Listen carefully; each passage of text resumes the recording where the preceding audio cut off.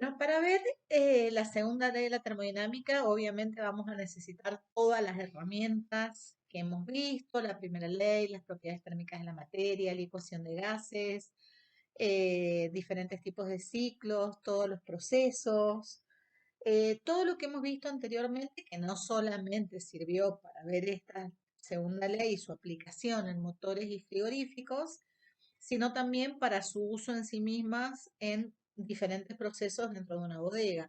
Fíjense que yo les subí al campus un archivo donde justamente era el uso de los diferentes gases en los procesos de la bodega, para que ustedes vean la importancia de estos conocimientos. Bien, cuando vamos a la segunda ley, una cosa que tenemos que tener en cuenta es que la vamos a aplicar directamente a motores térmicos.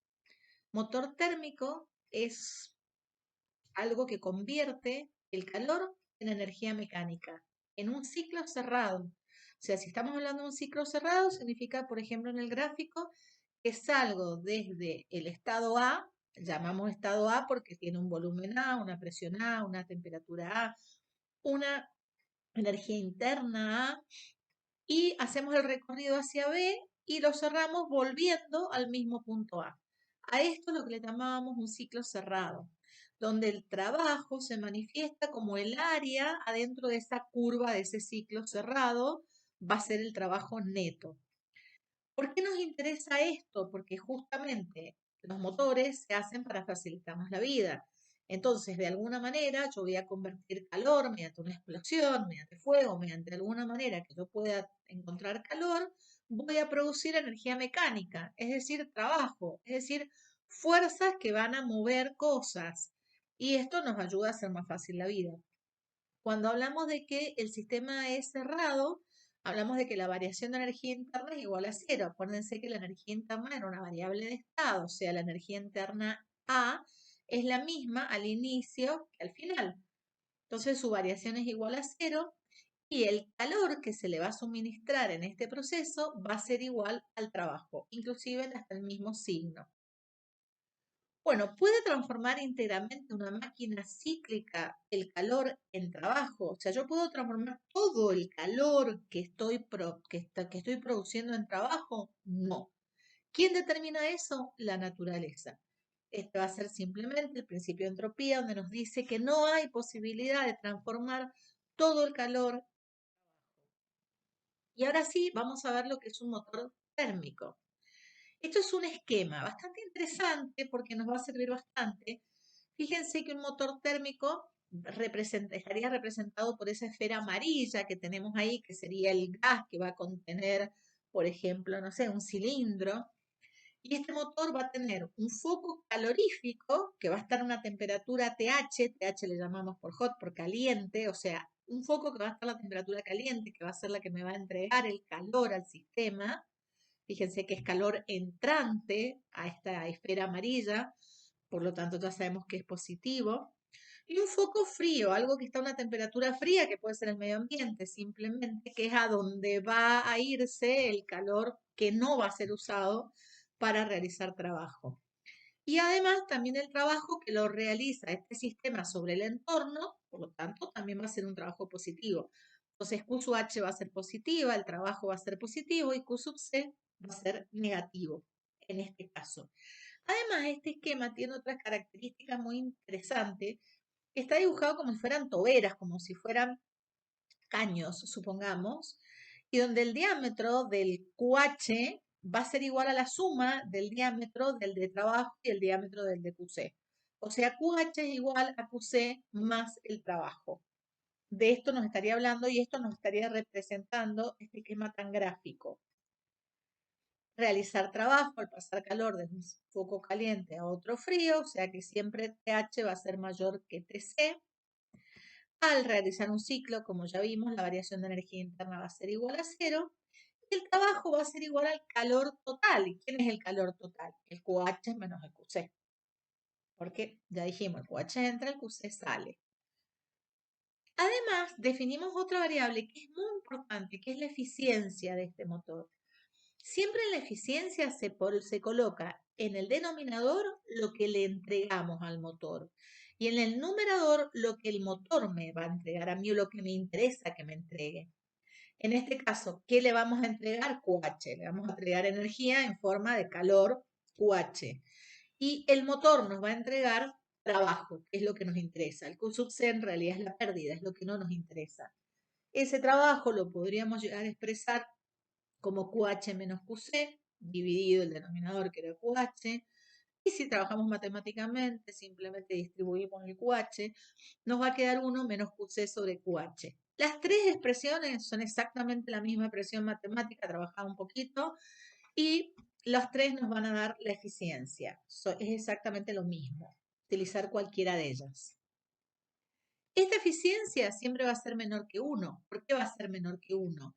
Porque el trabajo siempre va a ser, digamos, más chico que el Q sub H.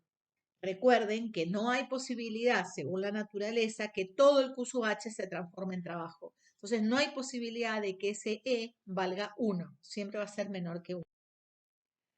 Bueno, si hablamos de motores en general, los clasificamos en motores de combustión interna, por ejemplo, el ciclo Otto, el ciclo diésel, que vamos a ver en detalle, y motores de combustión externa, como por ejemplo una máquina de... Y acá tengo como un resumen, pero esto lo vamos a ver cuando veamos uno de los motores. Descripción del contenedor del sistema. A ver, nosotros tenemos, me gustaría, por supuesto, que antes que vean esto puedan observar el video que yo adjunté en el campus, donde se ve cómo funciona este sistema. Este contenedor podría llegar a ser tanto un ciclo Otto como un ciclo diésel, pero después vamos a ver que hay pequeñas diferencias.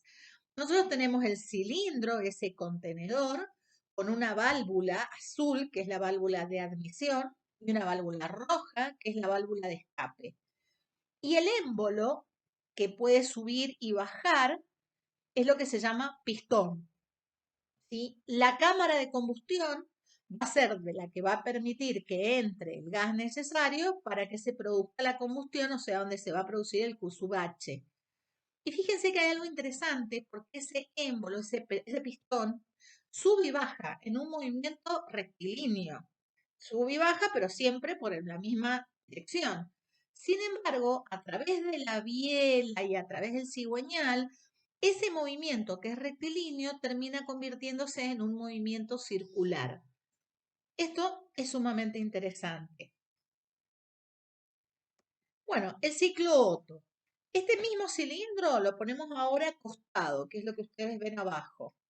El E representa justamente la válvula de escape, el A la válvula de admisión, y tienen dibujado ese émbolo, que es el que va a subir y bajar, en este caso lo hemos puesto acostado para poder hacer coincidencia con el volumen en la gráfica que tienen arriba, pero van a tener el punto muerto superior y el punto muerto inferior. El superior es cuando está bien cerrado el cilindro, no tengo prácticamente gas adentro, y el punto muerto inferior es cuando abro el émbolo, entonces permito ingresar el gas necesario a este cilindro.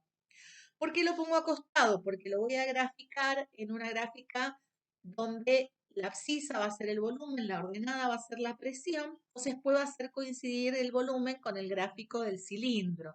Entonces fíjense que el punto muerto superior sería el volumen más chiquitito que podríamos llegar a tener, y el punto muerto inferior es el volumen más grande, que le llamo RB, porque en realidad esa R es la relación entre el volumen más grande y el volumen más chico. O sea, el volumen más grande dividido el volumen más chico me da R. ¿Mm? Bien, nosotros partimos desde un punto situado a la izquierda, no tiene nombre ese punto, que sería la posición donde se encuentra el volumen y la presión más baja, y hacemos que aumente el volumen, que sería la carrera de admisión. No sé si las tenemos, acá la tenemos graficada. Entonces, fíjense cómo el pistón baja y va hasta el punto A, donde donde se abre, por supuesto, la válvula de admisión. Y en el caso del ciclo Otto, va a entrar gas mezclado con nafta. Es el naftero y va a entrar gas mezclado, perdón, aire mezclado con nafta. Eso es lo que va a ser el gas que va a contener ese cilindro. Aire mezclado con nafta. Llega al punto A y ahí se va a producir la carrera de compresión. que es que el émbolo ahora empieza a subir, el pistón empieza a subir y a presionar, a aumentar la temperatura y a presionar el gas. Entonces, fíjense, aumenta la presión, aumenta la temperatura. Cuando está ya en la máxima presión y temperatura, ¿qué es lo que sucede? Aparece una bujía, que es lo que tienen en el centro entre las dos válvulas. Y esta bujía larga una chispa. Al largar una chispa se produce la explosión. En el caso de la nafta, la explosión es muy rápida. Al ser tan rápida, el pistón ni siquiera llega a reaccionar. Entonces se produce un proceso isocórico desde B hasta C, donde aumenta mucho la presión, pero todavía no le doy tiempo al pistón a reaccionar. Recién en C comienza a reaccionar ese pistón moviéndose, aumentando el volumen y es el que nos va a entregar ahora el trabajo. Fíjense que este trabajo es positivo, lo entrega el pistón, este sistema sobre el entorno y este es el trabajo realmente importante que entrega este cilindro. Normalmente vamos a tener 4 cilindros y en las diferentes etapas cada uno de ellos va a ser la que nos va a entregar trabajo. Entonces hagamos un repaso. La primera parte es la admisión, desde A hasta B es la compresión, desde B hasta C es la explosión, que va a ser cuando entre, es el que acabo de colocar, este cilindro, cuando entre el calor desde el foco caliente. Después viene la carrera de trabajo, que va a ser desde C hasta D. Tanto el proceso CD como el AB son procesos adiabáticos, sin intercambio de calor. El intercambio de calor se produce de B a C, cuando entra calor, y de D a A y vuelta al punto de partida, que va a ser la carrera de escape. Bueno, acá tenemos simplemente de lo que estábamos hablando, visto con más detalle, y la eficiencia a veces también se suele expresar como 1 menos 1 dividido R, ¿se acuerdan que R era el volumen más grande dividido el volumen más chico? Elevado a la coeficiente de Poisson menos 1. Pero no me importa esta fórmula, lo que me interesa es que este teórico no llega a ser mayor de 0,56, o sea, es menor que 0,56 en la práctica, mucho menor, o sea que no son muy eficientes estos ciclos. Estamos hablando que un 56% va a ser lo que se va a transformar en trabajo y un 44% es lo que se va a alargar al ambiente. En realidad, como la eficiencia es mucho más chica, por ejemplo, un 30% recién se va a hacer el trabajo y un 70% es lo que va a alargar al ambiente.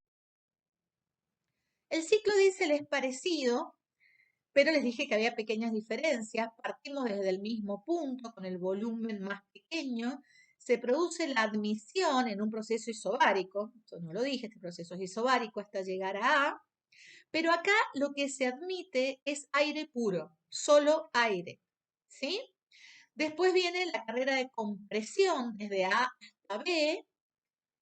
Y en B, cuando estoy en el mínimo volumen, con el aire muy comprimido, sumamente caliente, viene lo que se va a llamar, digamos, va a ser como un aerosol que va a alargar ese gasoil, porque si hablamos de psicodiesel estamos hablando de un gasolero, un motor gasolero, y se va a llamar inyector este aparatito que va a soplar como en forma de aerosol digamos, el gasoil y va a producir la explosión.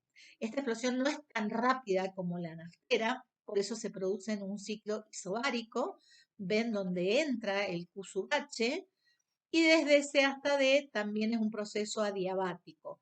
Pero ahora el trabajo se va a dar desde B a C y desde C a D. O sea, el trabajo que me entrega el sistema son dos procesos, uno isobárico y uno adiabático. Y en el isobárico coincide que esté realizando trabajo y que esté recibiendo calor. Después ya en el adiabático solamente realiza trabajo y a partir del D vuelve a la y vuelve al punto de partida que va a ser la carrera de escape. En este caso el E teórico es mayor, es como más eficiente este ciclo diésel porque es mayor el R, esa relación entre el volumen más grande y el volumen más chico, y va a ser 0,65 a 0,70 aproximadamente. Bueno, de ahí ya directamente nos vamos a la máquina de vapor, que funciona de una manera bastante sencilla, pero acá el calor es externo. Yo acá tengo una fuente externa, algo que estoy quemando, por ejemplo, puede ser gasoil, puede ser petróleo, puede ser carbón, puede llegar a ser simplemente la separación del uranio en dos, que me va a entregar mucho calor, mucha energía. Y este calor lo que hace es calentar el agua que viene por esta tubería, que esta bomba la va a hacer circular. Entonces, al calentar el agua en la caldera, aparece vapor a alta presión que hace mover las aspas de una turbina. Estas aspas de turbina sería lo que antiguamente podría haber sido un tren a vapor, un barco a vapor, un auto a vapor, podrían haber funcionado de esta manera. Hoy en realidad esto se utiliza, esta turbina termina siendo un imán en movimiento y este campo magnético en movimiento produce energía eléctrica. O sea que esta máquina en vapor la transformo en un generador de electricidad. Y bueno, y finalmente larga el calor al foco frío, que suele ser un río, un lago, algo de agua que tenga al lado de esta central, y vuelve a producirse el proceso. Bueno, y ahora sí iríamos al ciclo frigorífico. El ciclo frigorífico lo volvemos a representar con una gráfica parecida a la que teníamos antes. Y vuelvo a decir, yo acá les solicitaría que vean el video del frigorífico que está subido al campus para que podamos entenderlo mejor en vivo y en directo, no tan esquemáticamente, sino cómo funciona. Y acá, ¿qué es lo que sucede? Esto amarillo volvería a ser nuestro sistema. Todo lo que está afuera sería el entorno. Este sistema, yo le voy a tener que entregar trabajo, o sea, va a haber una bomba que va a tener que mover el gas dentro de todas las tuberías de este frigorífico. Y lo que yo pretendo es que ese gas le quite calor a la fuente fría. Es decir, le quite calor a los alimentos que están adentro del frigorífico, por ejemplo, y le cedan calor a la fuente caliente, que sería el exterior. Podría ser en el caso de una heladera, la cocina, en el caso de un frigorífico, el medio ambiente, el exterior simplemente. Acá no vamos a hablar de eficiencia, sino que vamos a hablar de coeficiente de rendimiento. Si este coeficiente de rendimiento, este rendimiento va a ser igual, abajo es lo que le doy, arriba es lo que necesito que me entregue. Fíjense, yo le doy trabajo, le pongo una bomba para que se mueva el gas y lo que me va a entregar para que tenga mucho rendimiento, me va a quitar mucho calor de adentro del frigorífico. Igual que antes, esta tobera va a ser lo mismo que el diámetro menos este diámetro, por lo tanto el trabajo es igual a Q sub H menos Q sub C. Entonces yo el rendimiento lo puedo poner como QC dividido el trabajo o QC dividido QH menos QC. Ahora matemáticamente no puedo hacer distributiva porque no lo puedo hacer cuando la que está sola está en el numerador. Queda esta la expresión o la que tengo acá arriba. El QH en este momento, en este caso, fíjense que es negativo, el QC es positivo y el trabajo es negativo porque lo realiza el entorno sobre el sistema. Bueno, acá tendrían este frigorífico. Primero veámoslo acá en la heladera propiamente dicho, donde la bomba va a hacer que salga el gas, acá estaría el compresor, la bomba, salga el gas a una alta presión y alta temperatura y va a perder un poco de temperatura en este condensador y justamente al ir perdiendo parte se me va a ir transformando en líquido. Vimos la importancia de los calores que se pierden o que se ganan cuando hay cambio de estado. Y llega una parte fundamental de todo este proceso, que es la válvula de expansión. Acá está, la válvula de expansión. Esto es lo más importante dentro de este proceso. En la válvula de expansión del video está acá abajo la válvula de expansión.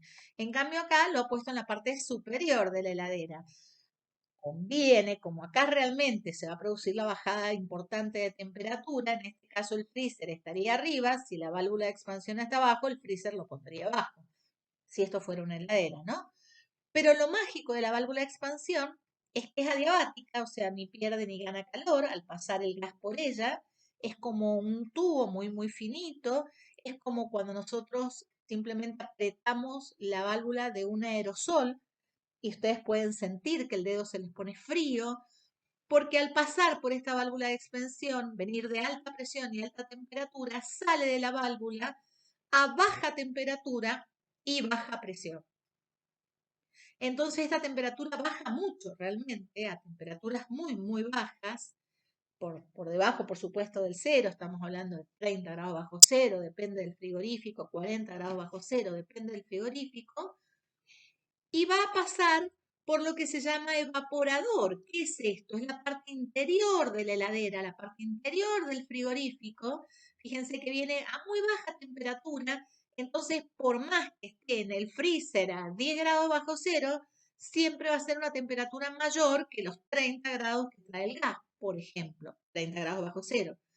Entonces esto hace que el alimento le entregue calor al gas que va a pasar por acá y este gas que ya estaba en estado líquido en gran parte se empieza a evaporar y vuelve a ser gas, vuelve a ser vapor, o sea que en esa transformación toma más calor todavía, porque ustedes saben que en los cambios de estado son muchos los calores que se ponen en juego. Y vuelve al compresor, ¿sí? A una presión baja, normal, digamos, como una presión atmosférica, podríamos decir, o algo por el estilo, o cerca de ella, y además a una temperatura más alta y hecho gas. Pero una vez que pasa el compresor, vuelve a subir la temperatura y vuelve a producirse todo este proceso. Nosotros vamos a estar jugando con esta curva de vaporización en esta gráfica porque el gas todo el tiempo va a ir pasando de vapor a líquido, de líquido a vapor. Fíjense, en la parte roja, gran parte pasa de vapor a líquido, en la parte azul pasa de líquido a vapor. Y jugamos con estas presiones y estas temperaturas.